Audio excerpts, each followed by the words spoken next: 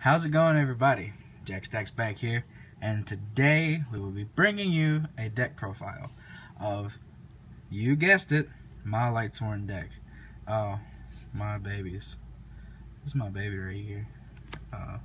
And that's besides the point. Anyway, let's just get straight into it. Lightsworns were, just give you a little bit of a background story. This was like the first real competitive deck I ever picked up. And I hate to say how late I picked it up, but I didn't pick it up until the structure decks were announced. Or released, really. But I had been playing it online for a long time. Way before the support was even announced. Raiden and Minerva. I've been playing this deck since way before they were even announced. But, let's get into it. Starting off this deck profile with the boss monster, Triple JD. JD is your instant win. You can get all three of them on the field. You've basically won. Unless somehow or another your opponent can stop it. Next, we play Triple Raiden. Hold on, zoom in a little bit. That's better. Triple Raiden. Raiden is your level 4 tuner of the deck. And being able to mill twice in one turn is really good. It can just open up so many plays. Next, just one Minerva. I don't think more than one Minerva is really necessary. I don't really use her for her normal summon effect, but I can now because I have lower level light dragon type monsters. But I normally use her for her mill effect. Once she's sent from the hand to the grave, mill the top card of your deck. Send from your hand or deck to the grave. I'm sorry. Next, we play Triple Lila. Your MST of the deck. This is the sole purpose I don't main MSTs. This is honestly the only deck I don't main MSTs in. I think. And now for the one of names. One Aaron, one Jane, one Gareth, and one Wolf. All really good. I think my favorite out of these four would have to be Jane. Just because I like her effect where if she attacks, monster goes back into the deck. Try to check, make sure that was it. I didn't want to get it mixed up with something else. Monster goes back into the deck if it was defense position. And I have built this deck many times. Many different variants of this deck. And the first deck of this that I ever built, I played 3 Wolf. That was one of the worst mistakes I think I've ever made. Because I always drew into 2 of them. Now for your level 3. 3 Lumina. This is really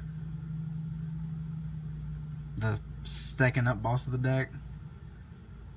She may be small, but it's because she lets you special summon monsters from the grave. There's no reason you wouldn't want to run less than 3, in my opinion. And then the final Lightsworn monster, one Raikou. Raikou's okay. I normally don't like drawing into him. I mainly use him as a name, but zoom out a little bit. I'm a little too close. I mainly use him as just a name, but that's that. Alright, now on to the Non-Lightsworn engine. Too honest, because this is a majority light deck. I do play a few dark monsters in this deck, but old trusty honest. Love honest. I'm so glad when it went to 2. 3 White Dragon Wyvern Busters. And we also play 3 Black Dragon Collapse Serpents. This was just a tech I wanted to throw in here because I wanted to play a more rank 4 build in this deck. So I just decided, well, we can play them. Why not? So, place it of both works. That, and they do search each other. So,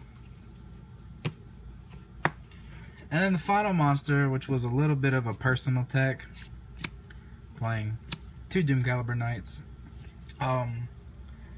This card is actually really good. It shuts down a lot. It is a floodgate monster. It can help you get out of so many situations. Now, granted, if he's on the field and you activate a monster effect, his effect will go off. So it's not just opponents. His effect being, when a monster effect is activated during either player's turn, this face-up card gets tributed, negates the activation, and then destroys it. So that's any player's monster, not just your opponent's, which sucks, but can be good. Now into the spells. Mandatory. Triple Solar Recharge. If you're not playing 3, you're not playing Lightsworns. That's just my opinion. Now back at 2. Charge of the Light Brigade. This deck is almost at full power. We just need 1 more charge and 1 more honest, and this deck will be back to full power. So, another 2 monster reincarnations. Forgetting JD's back. Only thing other than JD I'd get back with this are either one of the tuners. But yeah, that's just me. 2 1-up traps, spells, Foolish Burial, and Book of Moon. Out to the Genlock, free special summon if you send a wolf, free mill if you send Minerva, and only trap in the deck, triple Royal Decree, because I don't like traps.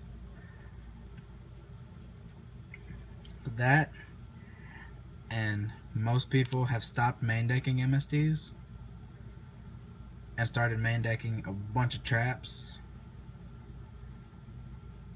So this is actually really good against the Satello Knight matchup and the Burning Abyss matchup. So if I can just keep them from playing their traps, we're doing pretty good. Now on to the extra deck. 1 Thought Ruler Archfiend to start off the synchros. Thought Ruler Archfiend. If I can play 8s, I'm playing him. Same thing with the next guy. Start of Spark. If I can play 8s, I'm playing this guy. That's it for the 8s. 7 Black Rose Dragon. Honestly, who doesn't love Black Rose Dragon? And now that it's available to us as a promo card, I'm pretty sure everybody has one. And final Synchro Monster, 1 Goyo Guardian. These are really all the Synchro Monsters that I would use in this deck. These are normally what I go into anyway. In my other build that I had, my most recent build besides this one, I played like 10 Synchros and 5 Xyz monsters. And these were the main 4 that I went into. So I figured we'd just keep them like that. Now for the rank 3s. 1 Nightmare Shark. Easy.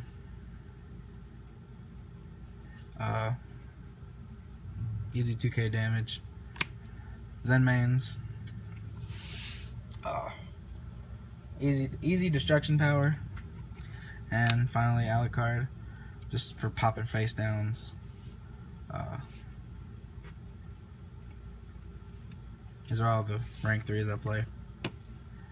And rank 4s, really generic.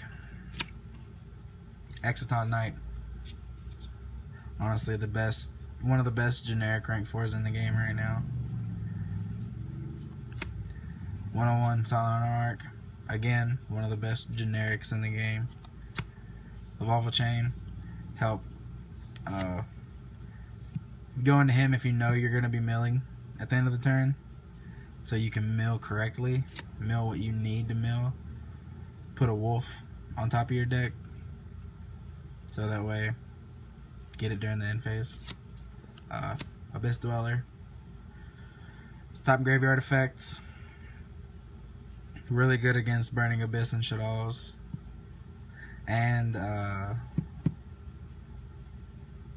wouldn't really say Necros because I don't really play out of the graveyard very much, like effect wise, but Cowboy for game.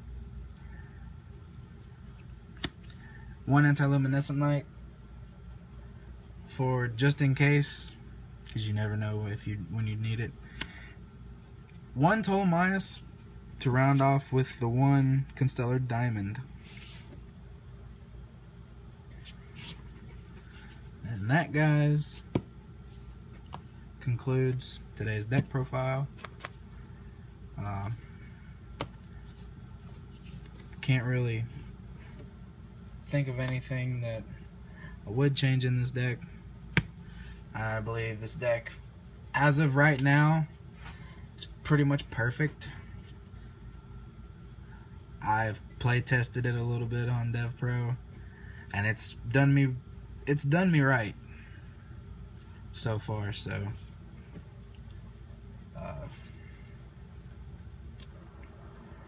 really don't have much more I can say about this deck, but it's just good for a budget deck. For a really good budget deck, I'd say pick this up. But thank you guys for watching. Remember, comment, rate, subscribe. If you liked the video, hit that like button. If you didn't like the video, I guess hit the dislike button. I don't know why you wouldn't like this video. I guess some people don't like Lightsworns, but I'm rambling. And as always, this has been Jack Stacks Back, and I will see you in another dimension.